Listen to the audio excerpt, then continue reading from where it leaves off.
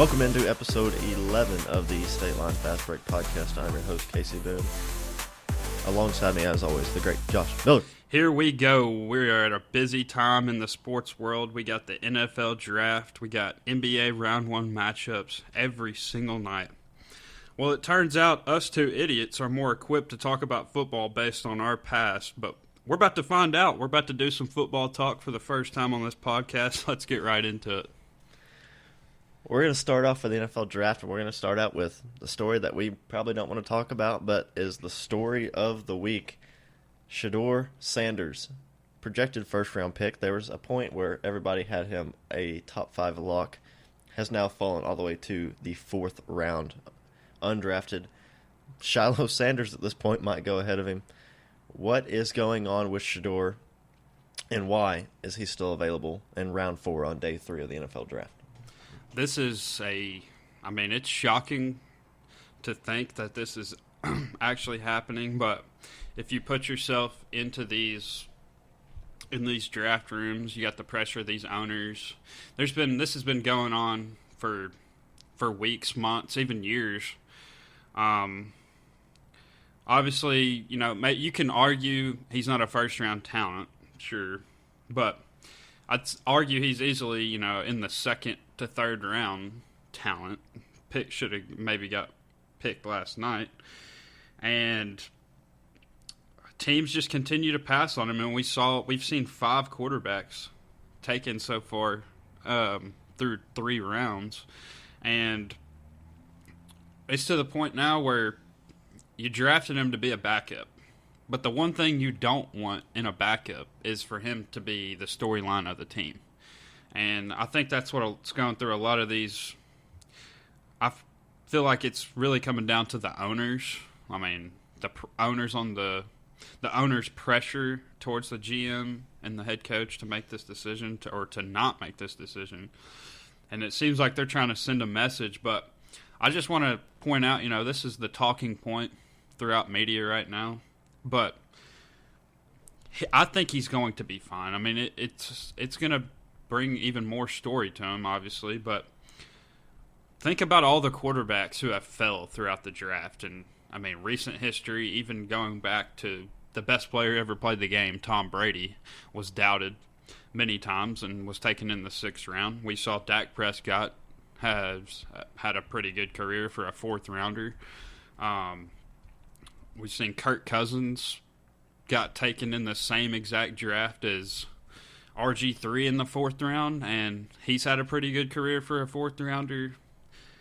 His career's not over, but the NFL owners, the NFL shield itself is sending a message to the Sanders family, and I didn't see it coming. I had him penciled in either to the Giants to trade back up into the 1st round and take him. They ended up doing the same thing, but with Jackson Dart, which I have my concerns about with that. I also thought, the Steelers were a team that were talked about, and even the Raiders in the 2nd round last night had back-to-back picks. I thought for sure they might use one of those two, especially with the reported relationship with Brady and Shedeur himself. But it's a wild storyline, and it's sort of taken away from all these other really talented players who we'll spend some time on in a minute. But this Shedeur Sanders and the Sanders family stealing headlines once again. Yeah, people are going to bring up many different reasons about why this could be, and it simply doesn't come down to the talent on the field, because we've seen him have a very productive college career at multiple different stops now and playing in the Big 12. Like, obviously, the level of defensive competition, and we're seeing it in the NFL draft right now, that it's primarily SEC, Big 10. These are the 2 conferences that are controlling the draft. You got Ohio State that's just got a ton of people that are being drafted all over the board right now, and obviously they're the national championship team, and so the Big 12 is not the level of competition that you see in those 2 premier conferences, and as NIL continues to pick up and these conferences continue to expand, it's going to continue to weed out other conferences and the level of competition within them. But the Big 12 is still a power conference. They still got a lot of talent. There's plenty of draft-eligible players that are going to be great NFL players. And so we've seen Shedeur do it against good competition in college.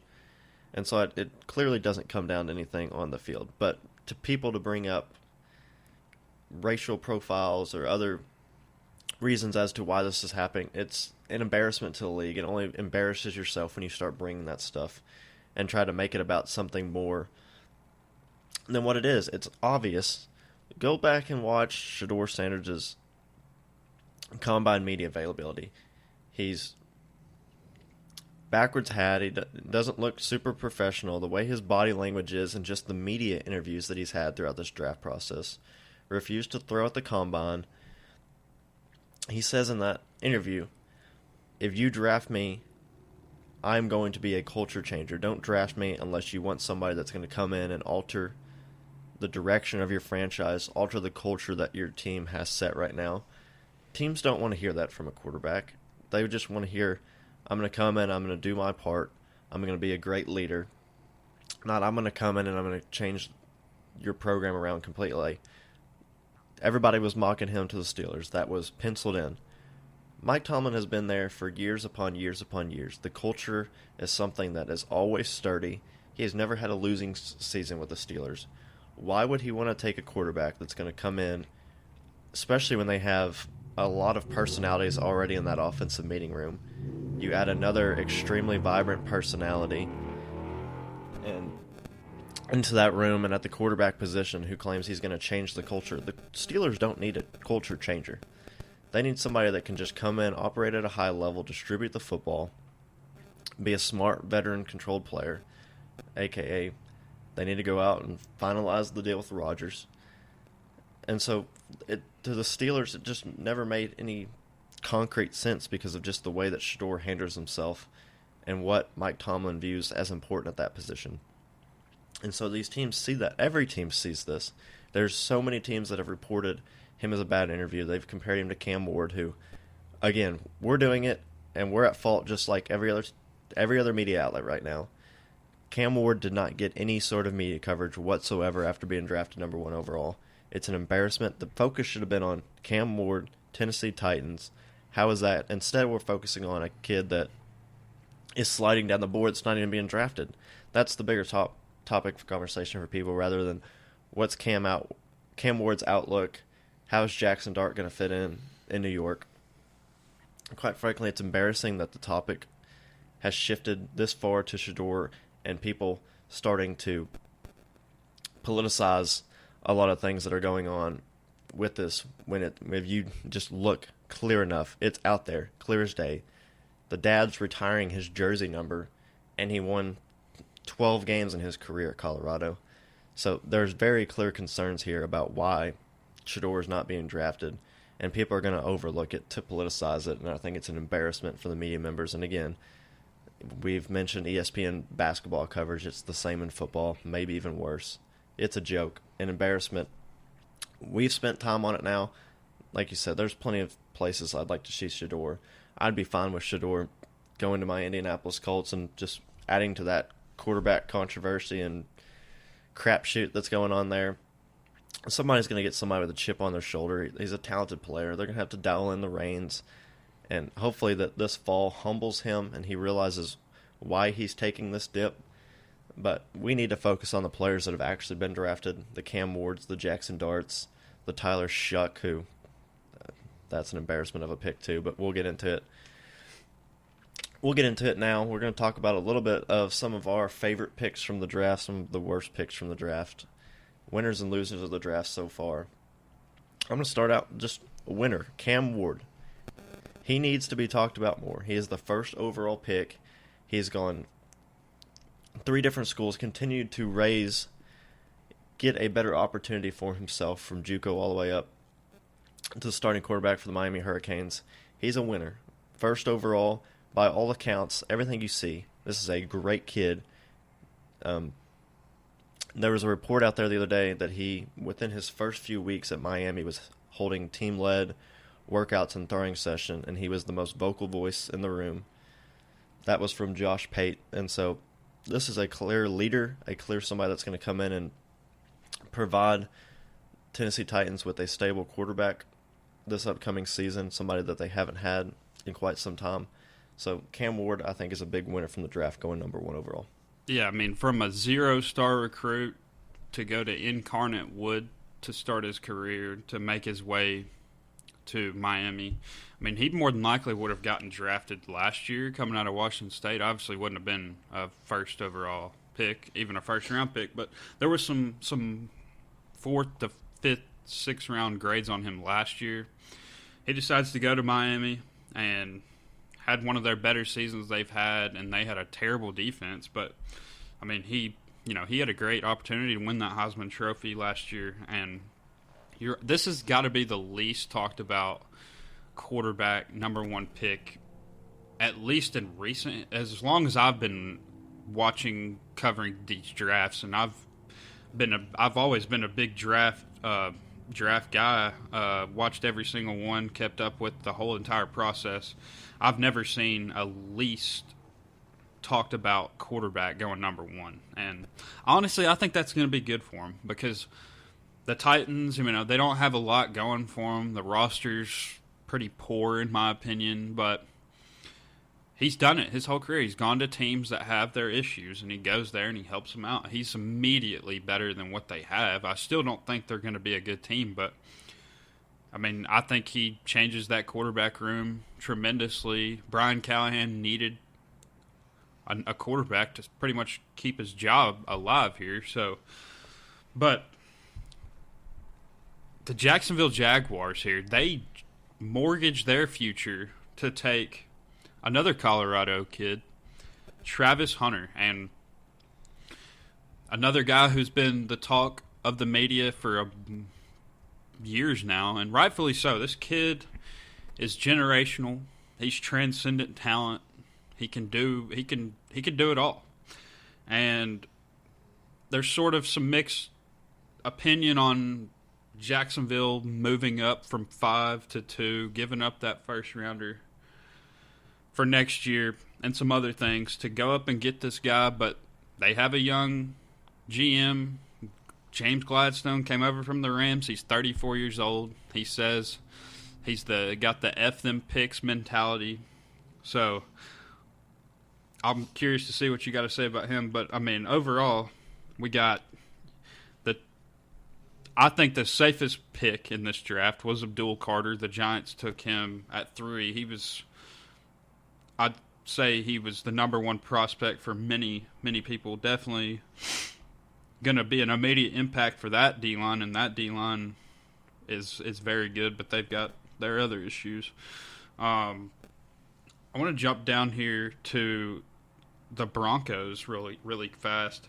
They take Jahdae Barron from Texas to pair up with arguably the best corner in the league in Patrick Surtain Jr.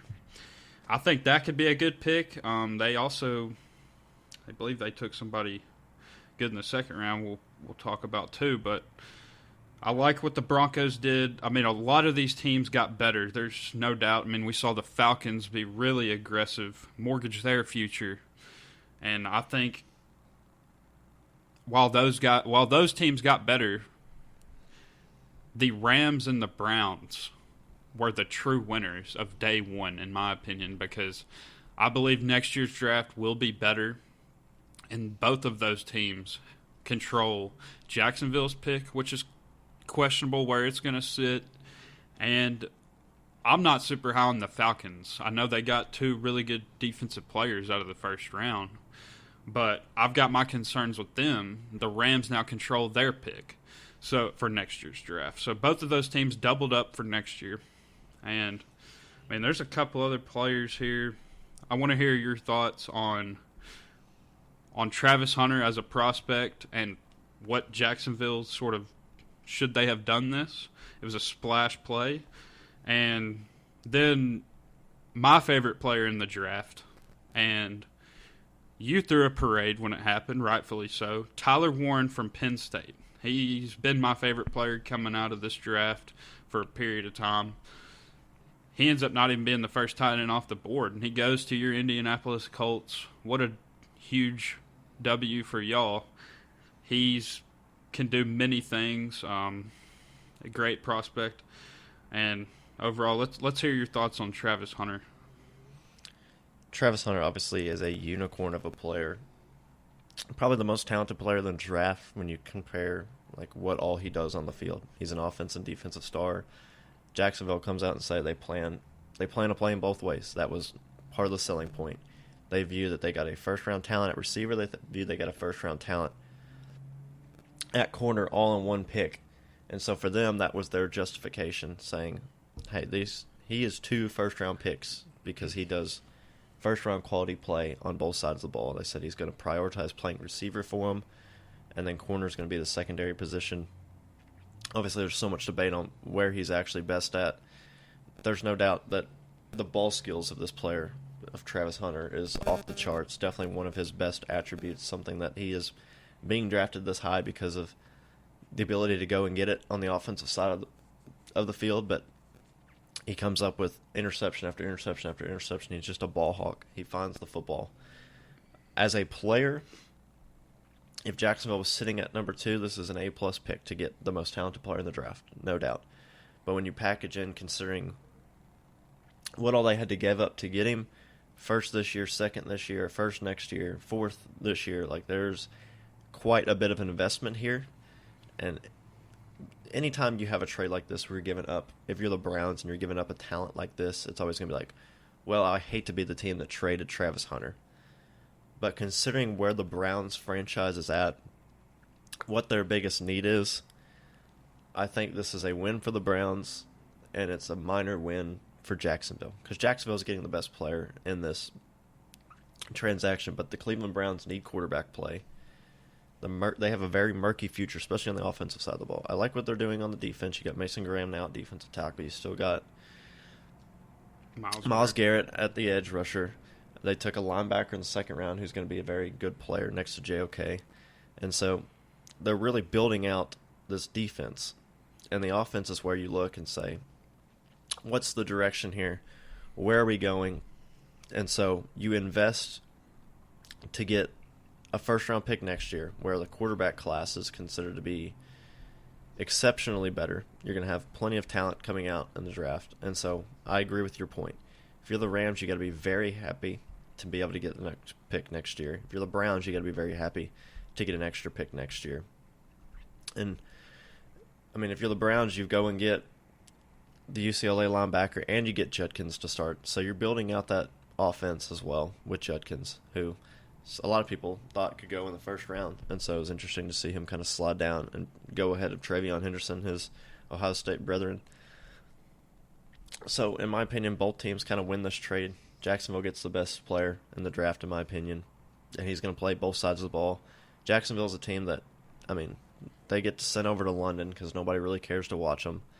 They will be must-see TV now because people are going to want to see what is Travis Hunter doing. Can somebody in the National Football League play on both sides of the ball? And we're going to get a chance to see it year one. I mean, they're going to throw him out there and see what he can do on both sides of the ball. And if he can't handle it, they'll dial it down. And it sounds like receiver is going to be the way it goes. And so I'm fascinated to see how that plays out. In terms of favorite picks, of course, you've mentioned it, Tyler Warren. I mean, he's a do-it-all. I mean, I don't just consider him a tight end. If you watched Penn State last year, he was in the backfield a ton, whether that was the F-back who's playing as a lead blocker, whether they hand the ball off to him as a running back, whether they just give him the rock as a wildcat quarterback.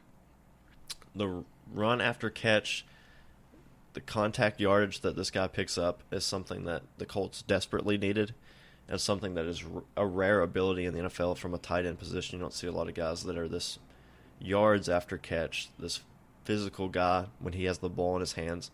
He's not the crispest route runner. He's not a super burner, but he's going to be super physical at the line of scrimmage and run blocking. He's going to be somebody that when he has the ball in his hands, it's going to be a nightmare tackle. He's going to break multiple tackles. He's going to try to run you over. So it's something that the Colts have not had in a long time. They haven't had a tight end that's caught over 500 yards since 2018. That's 7 years ago. So they're going to have somebody that right away you're going to be expecting to put up well over that number. He's going to have a very important role in this offense. And with the way Shedeur Steichen likes to run his offense, whether it's going to be Richardson or it's going to be Daniel Jones, he's going to have a hand in the backfield. They're going to try to get him the ball in a bunch of different ways. I'm very excited to see the prospect. And in terms of Colston Loveland, I didn't love the pick, but it makes sense that the Bears took Loveland over Warren just because of the type of player that they need. They needed that kind of that vertical threat tight end. Pair up with Kmet. Yeah, Kmet I think is more in line with kind of what Warren does, where he's more inline blocker and he's that kind of that safety threat that can go and make a play once the ball's in his hands. But Loveland is a true down the field vertical threat in the passing game, down the seam. So that's going to be an interesting pairing there. See if he can get Caleb Williams to play to the level that they expected him to play, drafting him number 1 overall. And they take Luther Burden in the second round. Yeah, Chicago. So they're loading up on offense, and we still see they got DJ Moore, Keenan Allen. I mean, they've got talent there, and they just took a first-round Rome Odunze wide receiver last year. So Ben they are Johnson, man, clearly investing. Yeah. Joe Tooney, the trade from the Kansas City Chiefs, they are putting everything around Caleb Williams that he needs, and if he doesn't succeed this year, then there's going to be a lot of noise about what they're going to be doing at quarterback beyond that. But talk about some other picks I like. I am as big of an Emeka Egbuka fan as there is in this world, and Tampa Bay is one of my favorite teams to watch. I'm a massive Baker Mayfield fan. This is a fantastic addition to their offense. They've got the running back. They've got the other receivers. This is a perfect guy who's going to work the slot for them. He's super diverse. A route tree that is going to be very beneficial and very friendly to the type of quarterback that Baker Mayfield is. Somebody that likes to get the ball out quick. He's going to be great for that. It's just T-Mac, who the Panthers took at 8, I thought was a terrible pick. I mean, I get it. You want to supply, and I like the process. The process in which the Panthers are operating with, trying to put things around Bryce Young, is the right process. Get him guys that he can throw the ball to, and they've failed on every other draft pick that they've taken recently at receiver. And to me, this one is no different. Their type at receiver is not very good.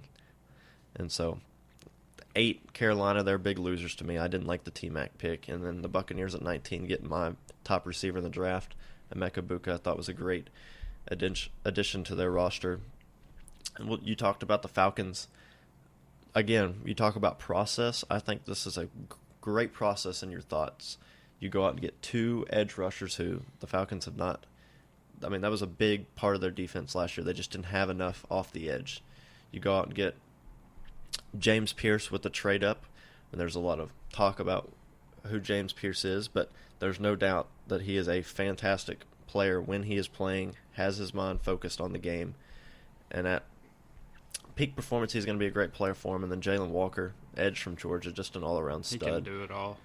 I mean, even as far as last week was penciled in, like this guy is a top 10 player, 9, 10, 8, wherever he was going to end up. Everybody considered him a top 10 player. To him to fall at 15 for the Falcons is tremendous value. Yeah, he can play that middle backer. I'm curious to see how Raheem Morris will use him. I mean, he can play that middle backer. He can play the edge. I see them trying to maybe move him around a little bit. But he's a fast, physical. He's a fast, physical Georgia player, and they helped their defense out tremendously. But they gave up their first rounder for next year, so they're going to be one of those teams. I think what's interesting about Jalen, I think it's the same conversation we had a few years ago when Isaiah Simmons was coming out of Clemson. Like, there are 2 different positions because Isaiah Simmons, it was more of a safety linebacker hybrid. He fell a little bit probably than what people thought, and you see the same thing with Jalen Walker, slide down just a few slots because I think that a lot of teams don't know what he is.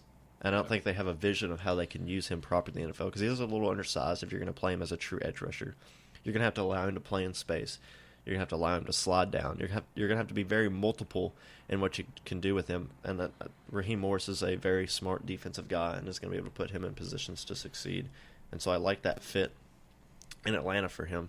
But I think that kind of contributes to what I was talking about of him maybe sliding down a little bit further than what people thought. Yeah, I mean, it definitely could. But I trust his talents, and then Raheem Morris is a defensive head coach. So their defense should be much better. Yeah, I mean, these are two incredibly talented players. When all things are clicking for them, is a tremendous upgrade for their defense. But it's a risk. I would argue it's a risk. It's massive risk. You're giving up a first-round pick in next year's draft. And so, I mean, we'll see how it works out, but massive risk. But for Emeka Egbuka to walk in to this, if you go through all of these picks in the first round, a lot of these guys will be dependent on much more than what Egbuka is going to be. He's walking in as your third receiver. I think that's tremendous for him. And he's getting an established quarterback in Baker Mayfield, who I'm also high on it, as well as you. And this isn't something that's new to him to not have to be that number one receiver. We saw it last year, even the year before. He can be that under the radar 2 or 3 and do a tremendous job, get you 1,000 yards without even realizing it, because you're having to put not your best defenders on him. He's a little too fast for safeties, and I mean he can do a bunch of different things in that slot position, and I haven't heard a single bad thing. Everyone talks about how great of a man, how great of a leader, all these things. He chose to go back to Ohio State. Could have got drafted last year, similar to Cam Ward. Both of them come back and prove their stock. A team I want to talk about really quickly, Arizona Cardinals. Jonathan Gannon they're making an effort to work around his defense as well. They go out and get probably the best edge in the free agency in Josh Sweat from the Eagles. Then they add Walter Nolan at 16, another guy who could be potentially a top 10 prospect in and of itself, a very athletic interior defensive lineman, which this seems to be the draft of interior defensive lineman. And then in the second round, they seem to take a flyer on maybe the best corner in the draft. Will Johnson falls all the way to pick 47 due to knee injury concerns, and he missed pretty much all of last year.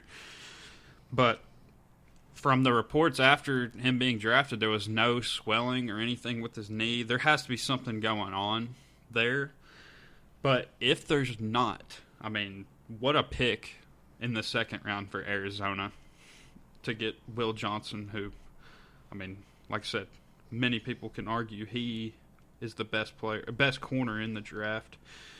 The Ravens go out and get another safety to pair up with Kyle Hamilton, Malachi Starks. And then in the second round, Mike Green out of Marshall, another edge guy who there's some things around him, some sort of court cases against him. Maybe that's the reason why he fell this far. But if those things, if there's nothing there, then I think the Ravens got a lot better, which they seem to draft well every year. And then also the Buffalo Bills pick up Landon Jackson in the third round out of Arkansas. You and I saw him up close and personal.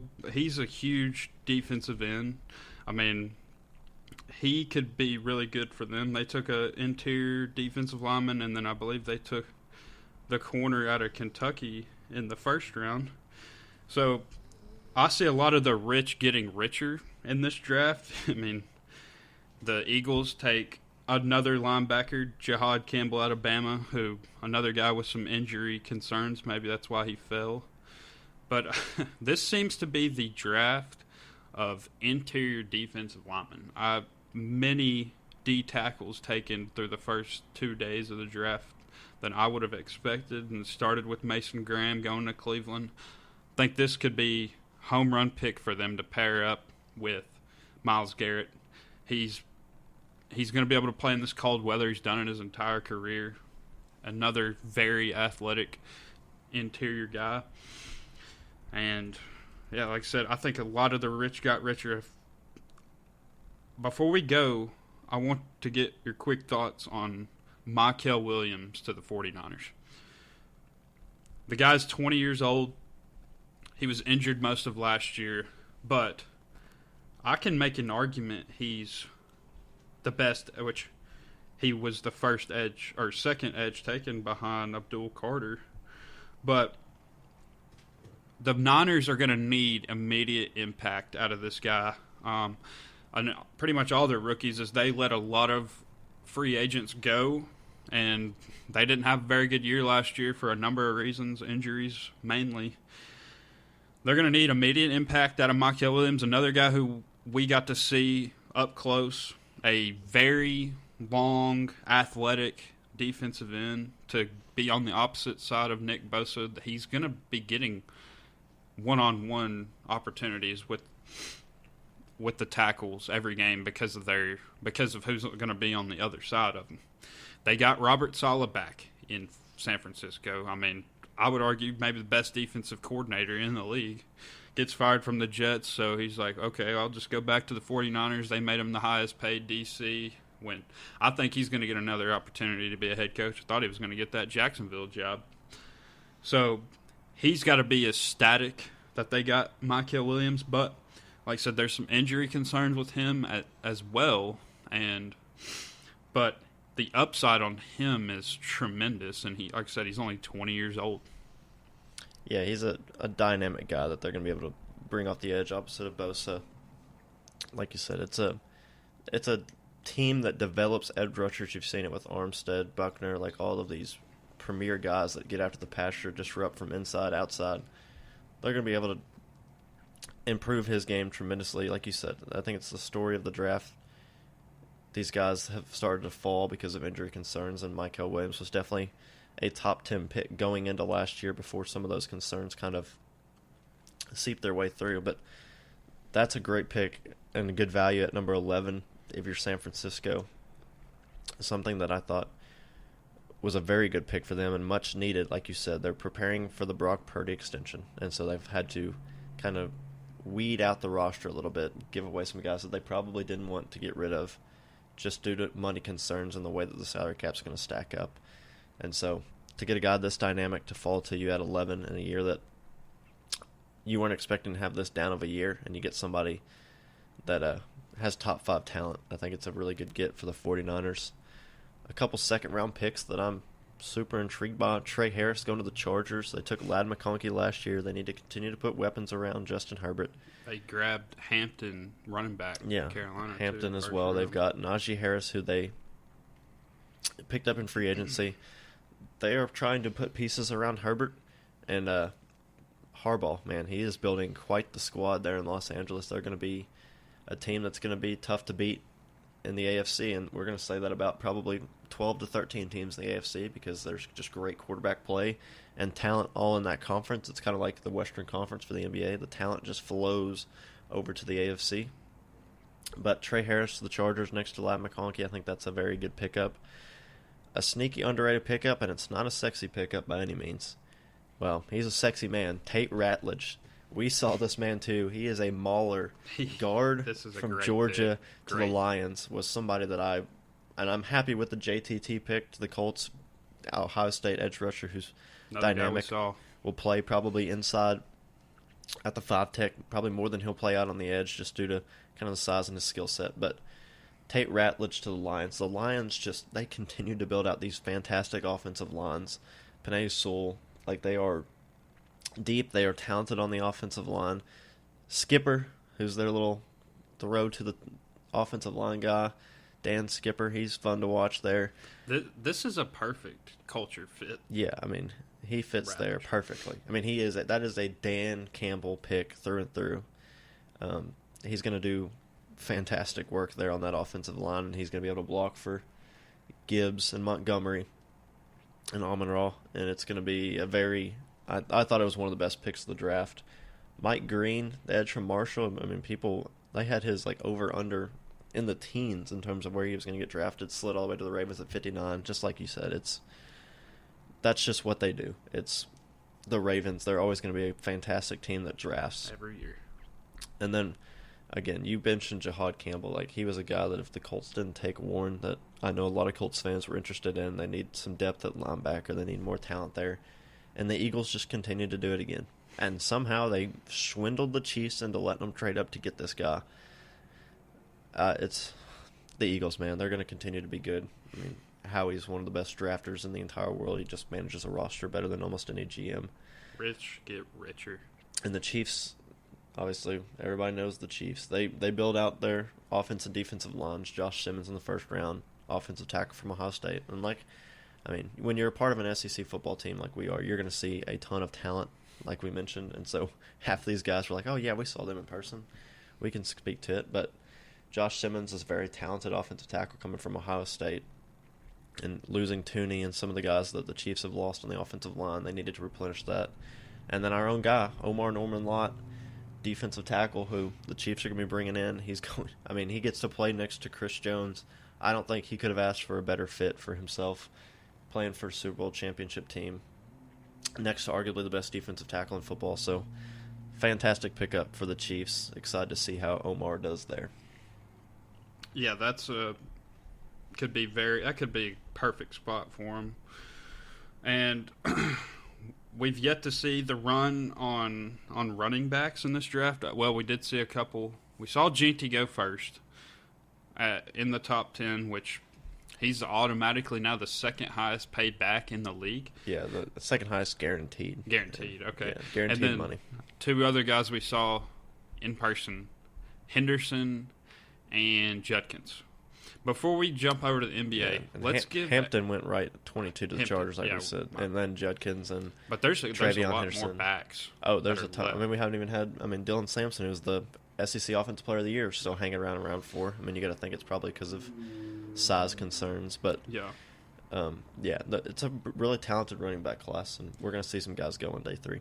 And before we jump over to the NBA, I want to give 1 minute to talk about a team who I think's had the best offseason this year. The New England Patriots should be extremely happy, as opposed to maybe where they've sat in past years, because they go out and get a top 5 coach in the league, in my opinion, and Mike Vrabel, who definitely knows that organization as good as anyone, and he brings immediate stability back to them. They are trying to build around Drake May. They end up getting rid of another guy I've seen for many years, Joe Milton. He had that good game at the end of the year. They got any thought of that out of the way for Drake May. They go out and get Henderson. I like Henderson more than I even like Judkins. I think he's a home run hitter in baseball terms. At any given play, he can take it 80 yards. We saw that all year long, especially in the playoff run.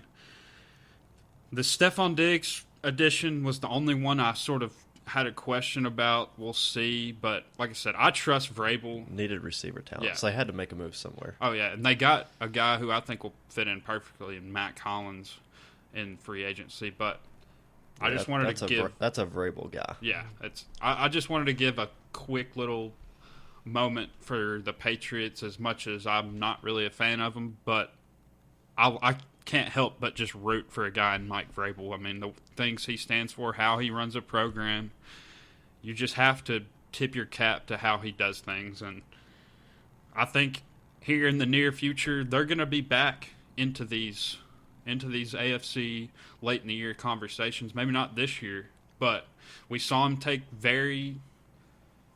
not very talented teams with Tennessee to the AFC Championship, a couple plays away from a Super Bowl. He was the number 1 seed there, playing the most guys in the entire league that year. They had 80-something guys that played for him. I think the Titans are a joke. They got their guy in Cam Ward, great job, but why would you ever get rid of Vrabel? That's a whole nother deal. But Vrabel, like I said, in my opinion, he's a top 5 coach in this game. The Patriots get lucky again, and they get their guy. And if you go look at all their moves in free agency and so far in the draft, I really have to tip my cap to what they have done this offseason. Yeah, that's a great point. I'm a big fan of what Drake May showed last year, and of course I've sung the praise of Mike Vrabel, seeing him in the Colts division for years upon years.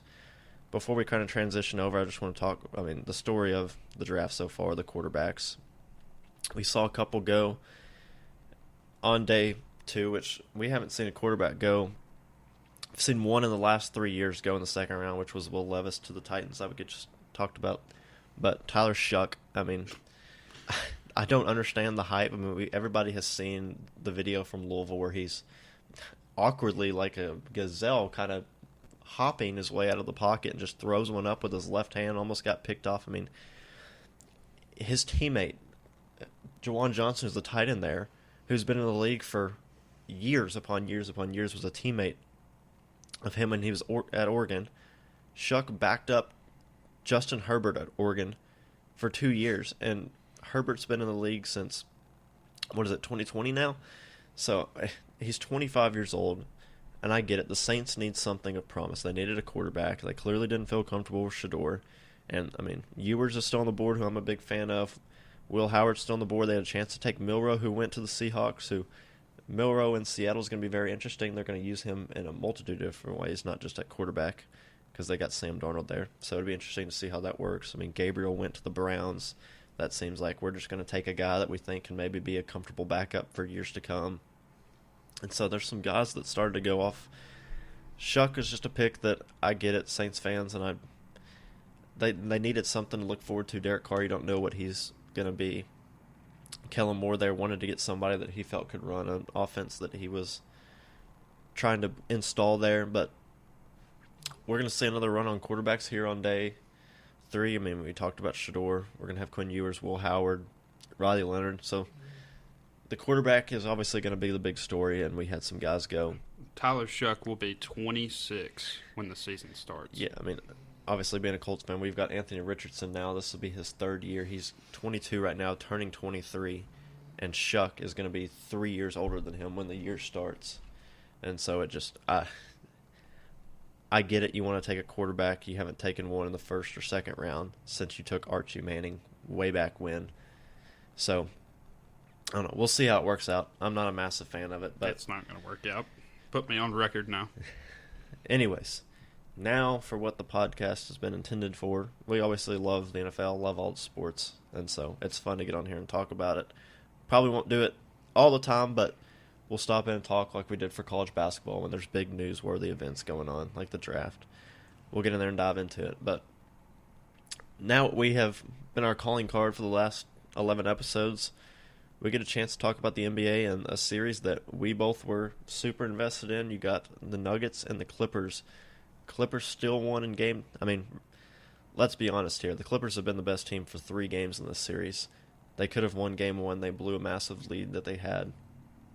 And so this could be, I mean, we could be looking at a 3-0 Clippers lead, but Clippers just won by 34 the other night, I believe, in the Intuit Dome. First playoff game there for the Clippers.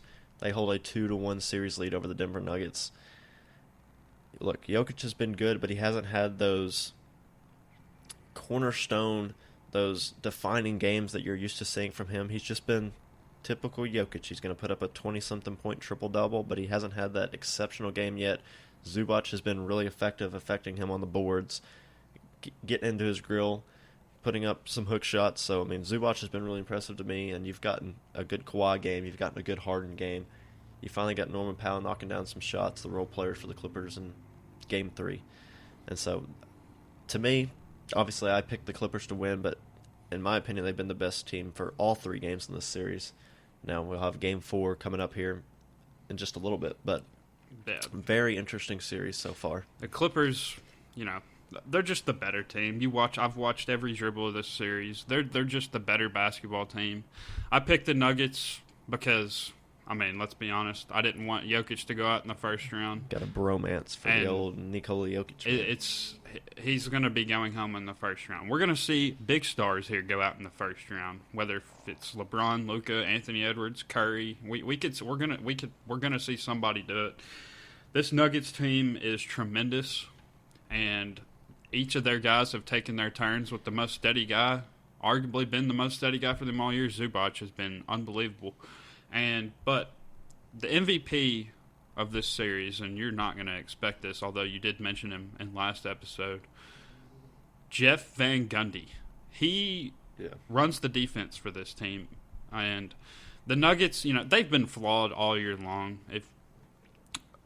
they've had their issues off and on. They're capable of going on runs, winning games in a row, going on runs in games. But the second Jokic leaves the court, it's a madhouse. It's a carnival. I mean, no one knows what to do out there. They throwing DeAndre Jordan out there. But overall, I got to give credit to Jeff Van Gundy and the different looks they've thrown at Jokic. And look, I'll sit here and tell you when Jokic has a great game, he has not had a good series. And I'll be the first one to say it. Yeah, his numbers, obviously, he's such a good player. He's going to put up crazy numbers. So. But if you can just impact him a little bit, it can throw off pretty much everything because he does quite literally everything for his team. He had the 7 turnovers in the game, too. He's missed some. He's been bad from the free throw line. I mean, there's so much pressure on him, and that's to do with what the Clippers are throwing at him series after series. Every post-up he gets, he goes to that spin, all of a sudden 3 defenders thrown right at him. They're leaving Westbrook wide open, and now you got Porter hurt. This series is over. I wouldn't be surprised if it's 5, maybe 6, which, like I said, I was wrong. I picked with my heart. But, like I said, MVP of this series, Jeff Van Gundy, and the Clippers offense just has so many players that we had Harden in game 1. Had his game. Kawhi in game 2 had his game. We just saw Norman Powell in game 3 have his game. They just have more players. They get to rest their players more. They're deeper. They're just better. They're better coached. They're just better. They're not better top to bottom because obviously Jokic is still the best player in the series. But if you look at the rest of the rosters, I mean, it's not even close. And this Clippers team, everyone knew, and you were the one to actually jump on the boat and ride it out with the health concerns. But if they're going to stay healthy, they can win a championship. I mean, it's that simple. They can win a championship if they're healthy, and the Thunder need to hope that the Nuggets can win another game or two to get it to 6 or 7, to maybe just get the Clippers a longer chance to maybe pick up an injury, because I don't know if anyone wants to play this Clippers team right now. So, like, Kawhi can give you 40, and then he can have a game where he gives you 20, and they win by 30 points. So, they're just a deep basketball team. But like I said, Jeff Van Gundy's my MVP of this series. Yeah, I mean, it's very interesting to kind of watch the stat line breakdown of these games, because the team that has been crushing the rebounds typically has been the team that won. I mean, and you mentioned I've been big on the Clippers for a while. They are 20-4 in their last 24 games, should be 21-3 if they hadn't blown that game 1 lead, and it was just they got crushed. Westbrook, the effort that Westbrook was playing with, like just offensive rebound after offensive rebound, they got second chance points. Like Denver was all over the place at the end of that game. It just showed like the championship pedigree that they had. And then the turnovers has been the big difference. 20 turnovers in game 1 for the Clippers, and they lose it by 2. They only lose by 2, having 20 turnovers. And then same story, 20 turnovers for Denver, and they only lose by 3. So, I mean, it's really been a coin flip in most of these games.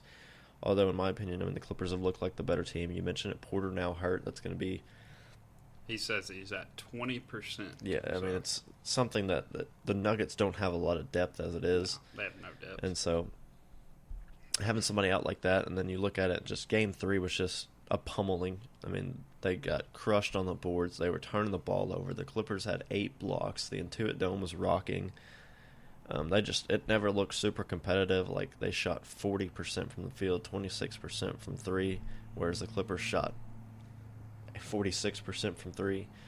And I mean, the big story, like, obviously when you're in the playoffs and if you got a home game, you're just gonna naturally have the better officiating. But the free throws have been a big story.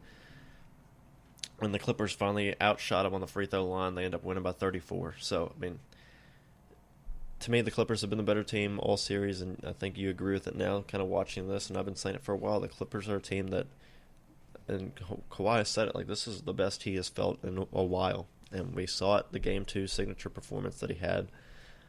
This is just a very dangerous Clippers team. The Nuggets caught them at a very poor time in their franchise right now because they're in the turmoil of head coach GM gone. So they're kind of mixing and matching. They got a new head coach in there that's just trying to figure it out on the fly. Guys banged up and just not a lot of chemistry throughout the back half of the year for the Nuggets. And so this one to me was easy. And so we'll see the Clippers potentially move on here against OKC, who got a 3-0 lead against the Grizzlies. That game's over. Ja Morant's not going to play, and the Grizzlies blew a 30-point lead. But we're terrible. So the Clippers-Nuggets been a very intriguing series, a very weird series so far, but been very fantastic games, the first two at least. The third one didn't quite live up to the hype. But another series that was very intriguing for both of us that has a lot of star power, the Los Angeles Lakers, one game versus the Minnesota Timberwolves, who have won 2 games now, getting a win in Minnesota last night. Lakers, I mean, I've said there's so much, and I switched my pick with the Lakers. I was talked into Luka's going to be the difference. They've got an all-time playoff performer, which he is. Luka Doncic is unbelievable. But this team is just not very good. The Lakers' depth is terrible. They have no big guy. It's just not a very complete roster. You don't know from game to game what you're going to get out of Hatchimore, Finney-Smith. Reeves, you really haven't seen have a signature game yet, and so I would be very concerned if I were a fan of the Lakers right now, and you've already lost one. I mean, you just look completely uninterested in game 1 of this series, and you kind of bounce back. J.J. Redick's been getting after them, and so there's still a long way to go, and you still got LeBron James and Luka Doncic, but like even the Lakers to get out of this, I don't see them beating either of the 2 teams that they would have to go up against next round. So I'll have to go back a couple episodes and just apologize and call myself dumb for not having Anthony Edwards in my top 10. He's definitely a top 10 player in this league, and he showed it so far. He just doesn't back down from anyone, and I really respect that about him. He's talking crap. Some of us had him in the top. Yeah, too. I mean, it was a dumb. He's not a perfect player, but I just appreciate the way he just goes at stars of other teams. He's not scared to talk trash to LeBron. He gets up in LeBron's face. He gets up in Luka's face. He gets up in Reeves' face. Yeah, and you talked about it on the last episode, like how the trash talk was going to affect Luka. Well, Anthony Edwards thrives on it just as much as any other player in the league. Yeah, I mean, he's been the one to initiate these things, and that's what I really can appreciate about Anthony Edwards, whether if his shot's falling. As long as he's engaged, which that's been the only concern with him, is every once in a while you're questioning his engagement, which, like I said, very rare, but that's the only knock you can really have on him, especially as much as he's improved his three-point shot. Shot 5 of 10 last night. I mean, yeah, game 1, the Lakers' defensive plan was pretty bad. They let them get whatever they want. They shot 27 completely wide-open threes per Rosillo's podcast is what he calculated on that game 1. Luka has been great, other than last night, and allegedly he was throwing up all day yesterday. He's very sick. You've seen the stomach bug going around a couple of these playoff teams, which is bad, really bad timing, but not an excuse. He just didn't look engaged last night. You finally got a great game from LeBron, but you still lose.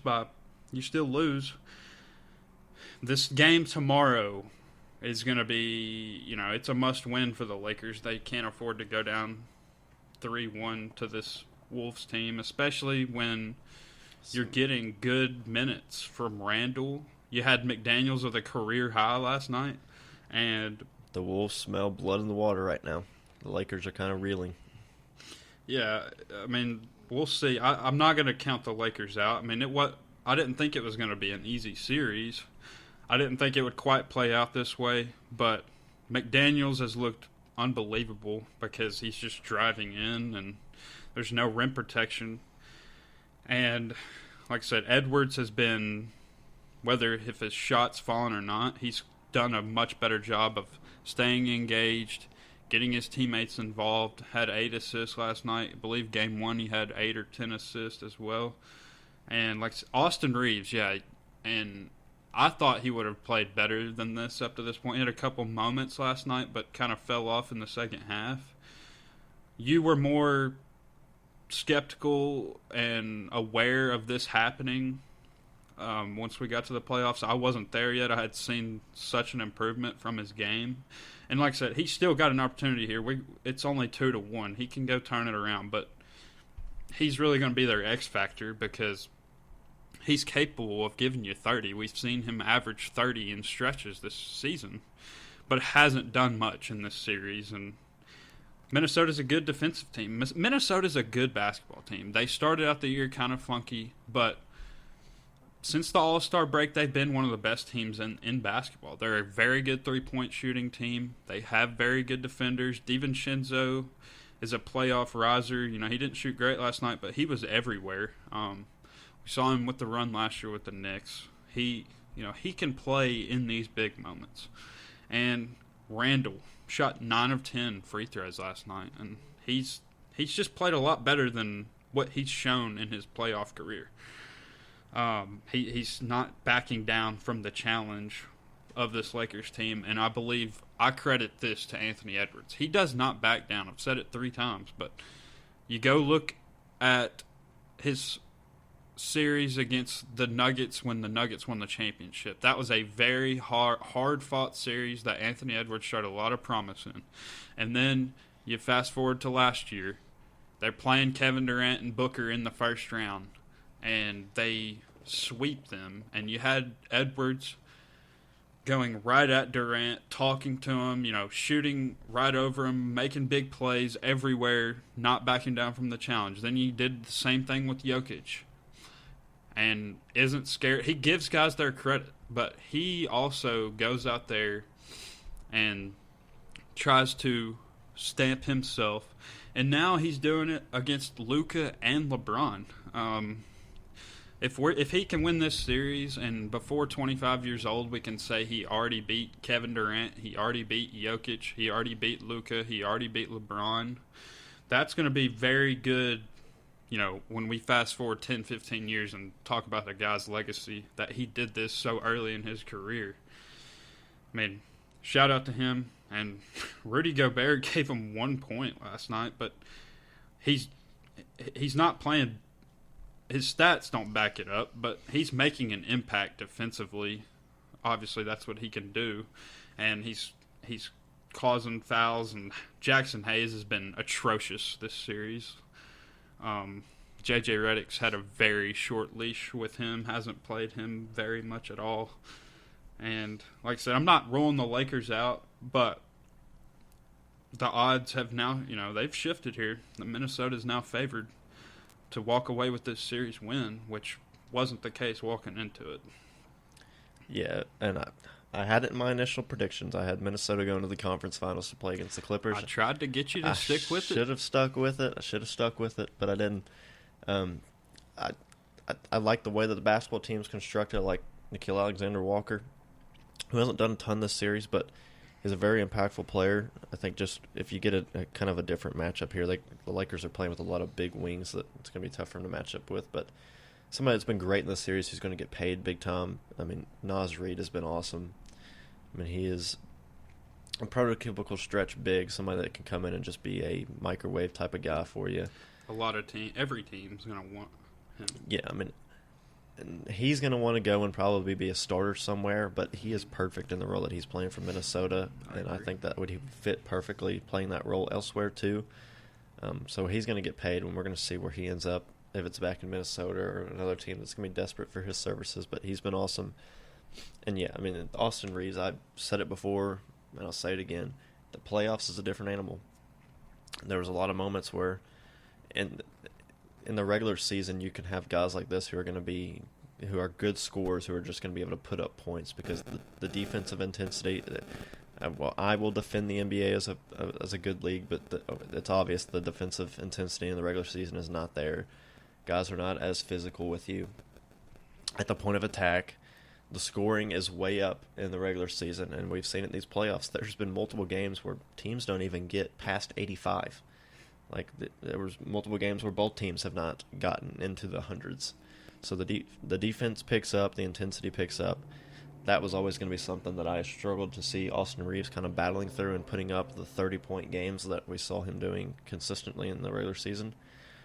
And so we'll see if he can kind of turn it around and figure it out and adjust to it. But that's something that I was concerned about going into it. And Minnesota, Anthony Edwards is one of the best when it comes to, you doubt him, you put up all odds against him, you say that this player is better than he is. And he said it at the All-Star break that he didn't want the recognition of being the best player in the world. Well, he keeps playing the way he does in the playoffs. He's definitely going to play himself into that conversation. I had him as a top 10 current player. I had him as first-team All-NBA. I think he's incredible. Minnesota's getting to the conference finals if they get out of this. I mean, we don't have a ton of time to touch on it, but the Warriors and Rockets, they both are super flawed. The Rockets can't score in the half court. I mean, that was something that we had talked about going into it. They very much struggled with that aspect of their game.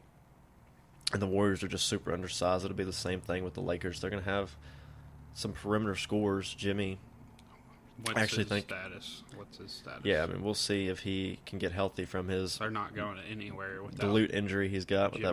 that tailbone, which it's not broken, but it's Sure a contusion, looks so like it's it in the moment though. yeah. So we'll see if he gets back. You haven't really gotten a ton from him in Thompson, which is predictable. His skill set is kind of, I mean, he's going to be a guy that, like Reeves, is going to struggle in the playoffs until he sees it a time or two and can adjust to it. But that's a very intriguing series, and then we'll kind of quickly touch on the Eastern Conference before we wrap up here. Pacers hold a 2-1 lead. I picked the Bucks to go to the conference finals. I'm regretting it because it was the same story where I changed my mind last second. I had the Pacers going to the conference finals, and I flipped it. And then I had the Wolves going to the conference finals, and I flipped it. Well, I had the Warriors beating the Lakers. But those were two teams that I don't know why I flipped it. I was very high on. And I mean, we saw Dame kind of finally get together, and they got a big Game 3 win if you're the Bucks. Gary Trent, 37 points. Yeah. But that's what it's going to take. Yeah, you're going to have those type of performances because playoff Nimhard, and he just steps up for the Pacers. He's been really fun to watch. The Pacers are just a fun basketball team. Their fast-paced style kind of helps them out in the playoffs because a lot of teams want to slow it down, but the playoffs, basketball slows down. We've seen, like I just talked about, teams are not going to score 100 points. The Pacers say, you're not slowing us down. We're just going to keep running. We're going to keep running. That's what we do. Their bigs get up and down the floor and run at the point of attack like Miles Turner and Pascal Siakam. It's a great front court duo, and they're not afraid to get out and run. And then another series that the Knicks have a 2-1 lead, but I hate to say it, but the Pistons have been the better team for majority of the series. It's been very shaky from New York. It's very concerning if you're a Knicks fan. They have not looked great. Karl Anthony Towns kind of had to bail them out down the stretch. Brunson hit some big shots, but they're not getting the level of impact from those role players that we had kind of expected them to get, whether it's Anunoby or Bridges, Hart. I mean, it's been Cat and Brunson that have had to really wield them down the stretch in a lot of these games. And so that's exclamation point. Concern. Yeah, the Knicks series is... I picked the Knicks in 5.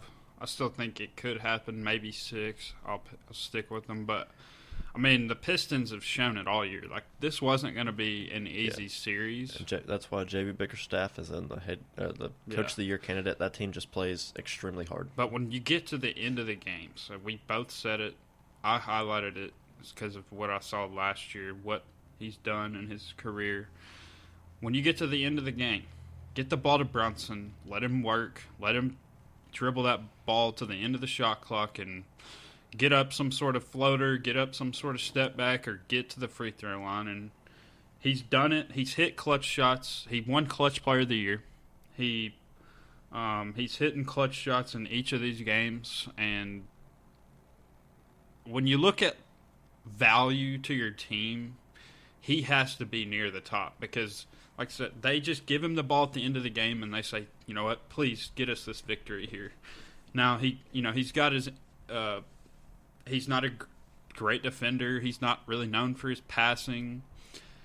But his clutch ability has to be talked about, and he's the reason that they have this 2-1 series lead. But it's going to come down to Karl Anthony Towns coming out aggressive. He came out really aggressive in Game 3 after only having 10 points in Game 2. He's their X factor. He's been a playoff inconsistent guy. He's had big moments, had some moments where you say, where were you, Cat? Still sticking with the Knicks in 5. Maybe the Pistons can get another game. Cade's been tremendous. He's played even better than I thought he would so far in the playoffs, which the Knicks haven't been a very good defensive team, and he's highlighting that. I think Duran's had some good plays, but shout out to the Pistons for really making this a series more so than what was expected. But it's more about the Knicks and what they're not showing as opposed to the Pistons, who have been great. Don't get me wrong. But, this Knicks team mortgaged their entire future for a run this year and next year. So, and there's not going to be anyone who's picking them to beat Boston in that second round. And if they can get, if they get through this round. So, they got some concerns going there. But I've been a Brunson guy, so I'll stick with him here. And he, at the end of the game, he's going to put the ball in the basket at the end of the game. You can just almost book it in every night. He's one of the most clutch players I've seen in the NBA. And the Bucks series looking like I was completely wrong on, but the Bucks got a big win last night and they needed it. Doc Rivers said he wasn't worried one bit. So we'll see if he can cash that check he wrote for himself. The Pacers continue to prove me wrong back-to-back postseasons. Excuse me. And, Nembhard, not a guy who I've ever really been high on, but back-to-back years has had big moments in the playoffs. So the Pacers they're one of the deepest teams. And going back many episodes ago, I said, Rick Carlisle, this is kind of a tough job. Who do you play? Who do you not play on any given night? Well, they're getting somebody to give them numbers. They lost last night. Siakam finally gave them almost a 30-point game. But it took a blowout third quarter for this Bucks team to win. Gary Trent Jr., 37 points. I'm going to just go out on a limb and say he's not going to get 37 in Game 4. The Bucks can win Game 4, but it took that for them to win. We'll see if Dame can get going. It's looking like the Pacers will win this series, and I'll be wrong. But, we'll see what happens. And then the Celtics Magic, the Magic have played better than I thought. Tatum missed Game 2. But they did pick up a win last night in a hard-fought 95-93 game. And shout out to Paulo, shout out to Wagner. But still think the Celtics win this in 5, and maybe Magic get lucky and get one more. Not lucky, but maybe they can get it to 6. And then the Cavs, I think they're gonna cakewalk that second round. But like I said, Pacers have proved me wrong many times. They could do it again. But really like what I've seen from the Cavs in the first 2 games. Yeah, I actually think the Heat have they've been somewhat impressive here. They're not a very good team, and they've shown some fight. They've at least made the series at least more competitive than what maybe the Cavs have bargained for. But it's honestly we've had maybe a few more blowouts than what have been expected, but it's been a first round one so far of the playoffs. The Western Conference, some of these series are still super tight, and they're going to go deeper than what they maybe look in these first couple games. Teams are going to make adjustments. Lakers are going to make adjustments. They've got a staff around J.J. Redick that's super experienced. And then the Warriors-Rockets, we'll see again tonight how that series is going to shape out in Game 3. But there's a ton of talent there. We'll see what happens with Jimmy. But that series can still go either way. Tatum being out for the Celtics, we'll see what his injury status is moving forward. But overall, a super entertaining first round. And we hope you guys enjoyed a little bit of NFL draft discussion. The recap of round 1. Obviously, we just wanted to spend some time talking about Shedeur Sanders, all the storylines of the NFL draft, because we're just as big NFL fans as we are NBA fans.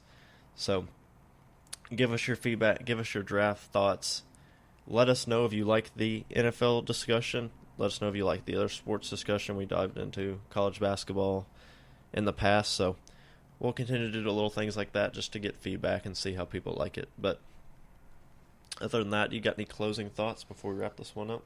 Yeah, I mean, I had a fun time getting my thoughts out on the NFL draft. Like I said, we've worked around football, so, you know, one would say maybe we're more equipped to talk about football, but that'll depend on the feedback we get. So let us know what y'all think so we can sort of plan things going forward. If we think if y'all want to hear more football talk, then we can do so. We're more than happy to, but a lot of stuff going on in the NBA every single night. I've been having to stay up till 1 a.m. watching these games. But, I mean, I can't complain. It's been very fun to watch, and we got a big day today. But overall, just appreciate y'all listening in, and give us feedback. Like, subscribe, download everything y'all do, every social media platform for us. Yeah, you can find us Apple Podcasts, Spotify, YouTube, Instagram, and Twitter at the State Line Fast Break Podcast. This has been episode 11. Thank you all for listening.